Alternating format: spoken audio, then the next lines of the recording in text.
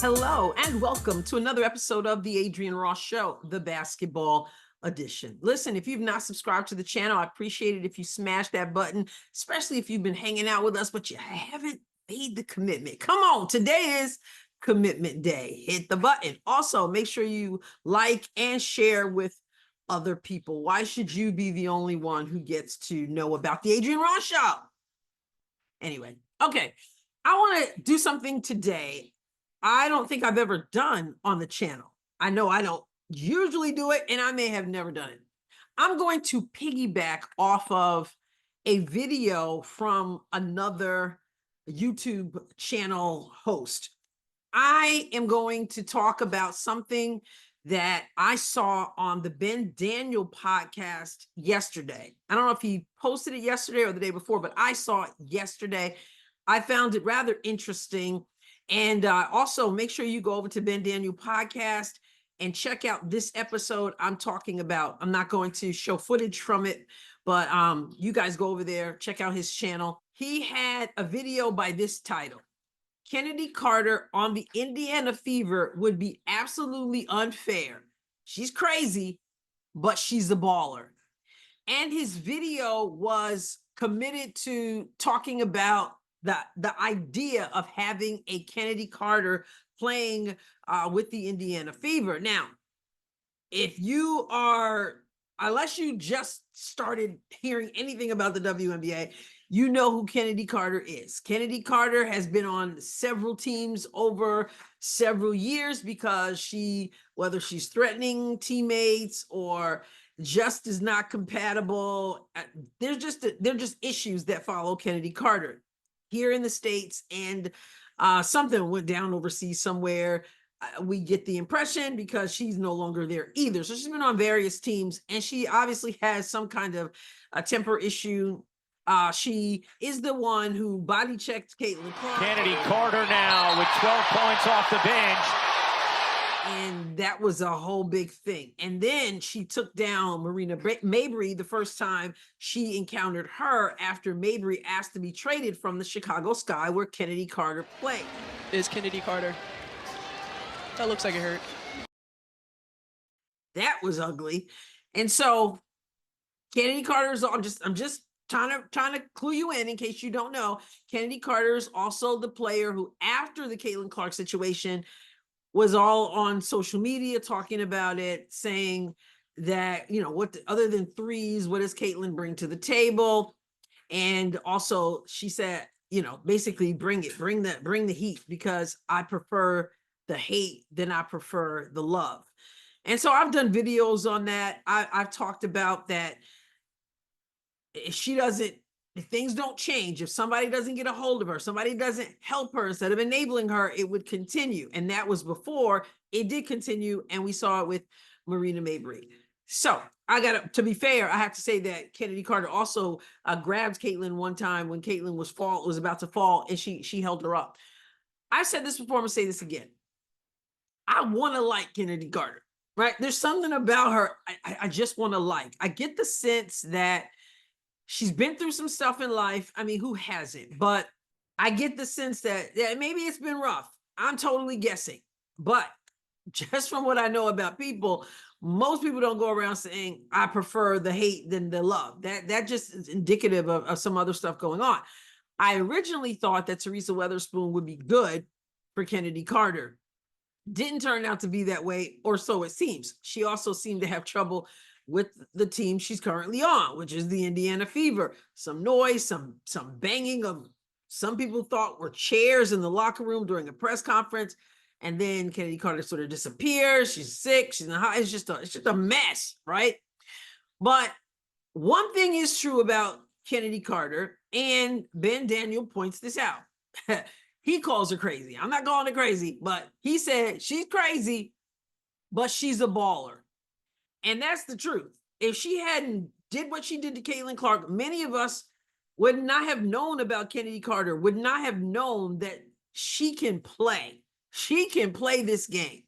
And we could tell during the season, she wasn't happy with some of the ratings that came out that had her underneath Caitlin, where she should be underneath Caitlin, because she's not as good as Caitlin, had her underneath her teammate Angel Reese, and that was a joke. And you could kind of tell there was some friction. She also was fed up, it was obvious, with the whole double streak compliance. Okay. Chennedy Carter is a hothead. Ben Daniel said crazy. I don't know. She's something, She's certainly a hothead. She certainly has some issues, whatever you want to call it. And now he brought out the possibility. What do you think of a Chennedy Carter playing with the Indiana Fever? And the reason why he said this was because the new coach, Teresa Weatherspoon, was fired from the Chicago Sky. The new coach is Tyler Marsh. And the new coach has decided that he was going to build the team. He is going to build the team around Angel Reese and Camila Cardoso. In fact, he called them cornerstones. Let's take a look at some of his comments real quick. In this piece from Sportskeeda says cornerstones of franchise. And that's a quote. Chicago Sky coach Tyler Marsh previews Angel Reese and Camila Cardoso's impact on the team. And just want to point out this quote. Marsh said he wants the 2024 draftees to continue being good at what they do. We want to continue to improve and figure out ways where they can score easily or they can still be effective defensively, Marsh said. I think it's important to understand that they are the cornerstones of this franchise. Okay. Now, he understands there's work to be done because he also said, here's another article. This is from the Mirror.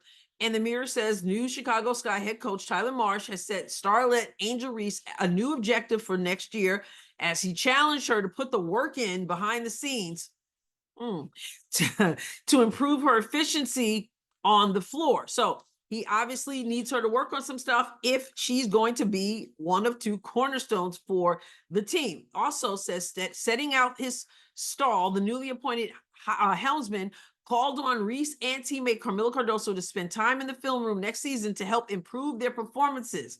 Okay, so he's focused on them. And this is Ben Daniels' point.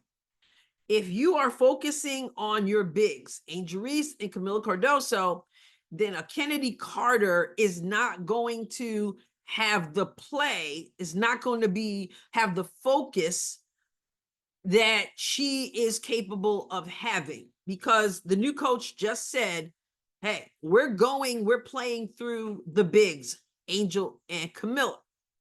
All right. So now he's saying, well, where does that leave Chennedy? Chennedy is a baller. If you're focused on the bigs, that's going to change things, right? She can shake and bake. And right, she's a baller. She's quick. She can get to the basket. But if you got your bigs and they're clogging up the basket, it just changes things. So that's his point. And so he put this out there, and that's what I want to respond to. Like I said, I don't usually do this, but I thought it would be kind of cool to put out my own video because I feel strongly enough about it to want to come with a full video on this. So I'm going to say, when it comes to Chennedy Carter being a baller, absolutely no doubt about it, right? Would she help the Indiana Fever or any other franchise? Absolutely, no doubt about it. So Adrienne, would you co-sign to having Chennedy Carter be a part of the Indiana Fever? No, absolutely not. And the reason why is because she's a head case. Like I said, I want to like her. I think that somebody could probably, I don't know who, but somebody probably could get her on the right track. But as far as basketball is concerned, yes, she's got it. But up here, this is the situation. The Indiana Fever are in a new day, right? This team looking for new stuff.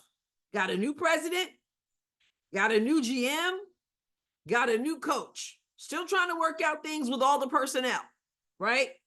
But you don't shoot yourself in the foot by putting yourself in a situation where not only are you trying to turn this team around, but now you've got to deal with a player whom we all know is, a hothead, I'll just say.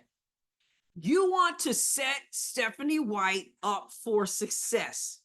Bringing in Chennedy Carter is a setup for failure. Now, is it possible Stephanie White is absolutely capable of handling Chennedy Carter, something apparently no one else has been able to do? Yeah, it's possible.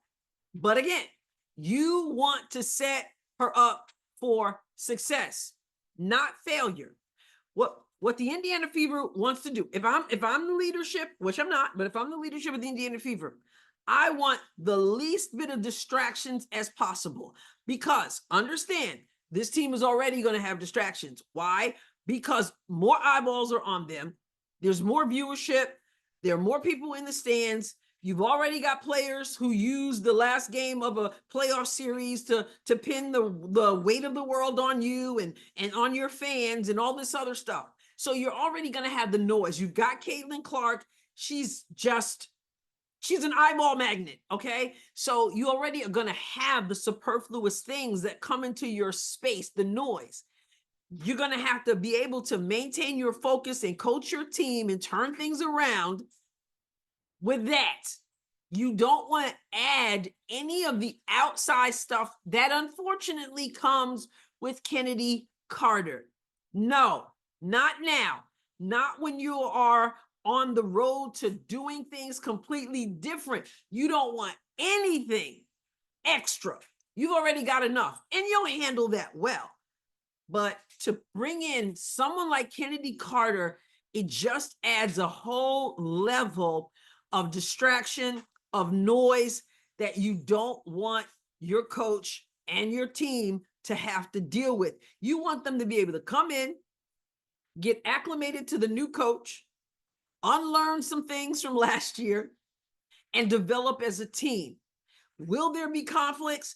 Will there be things that kind of get in their space? Well, absolutely. We live in the fallen world. That's the way it works. And you're professional athletes.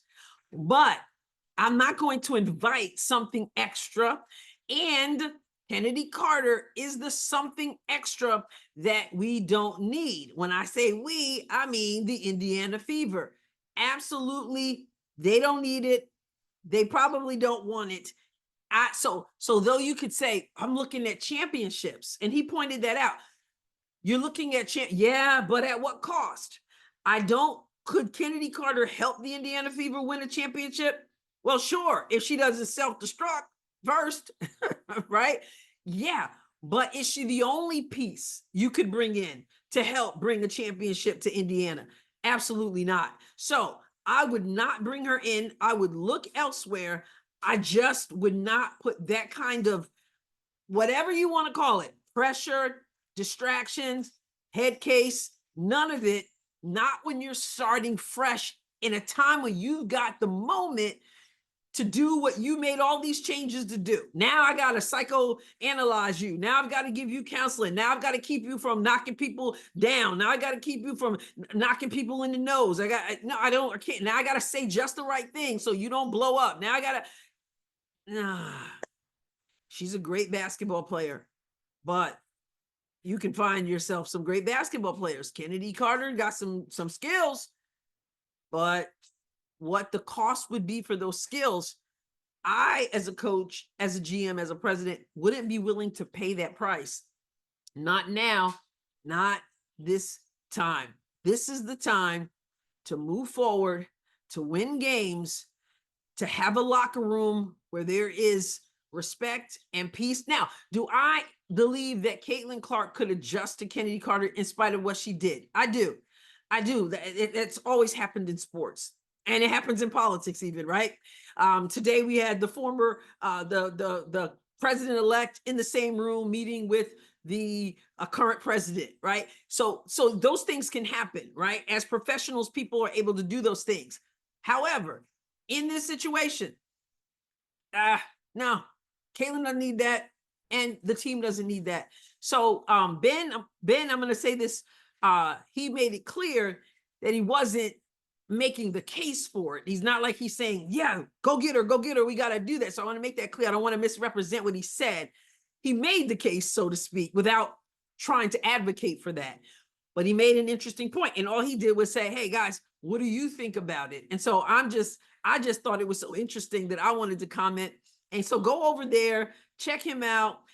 You can comment over there on that video. Again, I'll put the link in, but also comment over here. Am I wrong? What do you think? Yeah, no, a hard no on Chennedy Carter, because we're going forward without extra distractions. Let's go Fever. All right. Let us know what you think in the comments. Subscribe, like, comment, all the good stuff. I'll catch you next time, God willing. God bless you abundantly.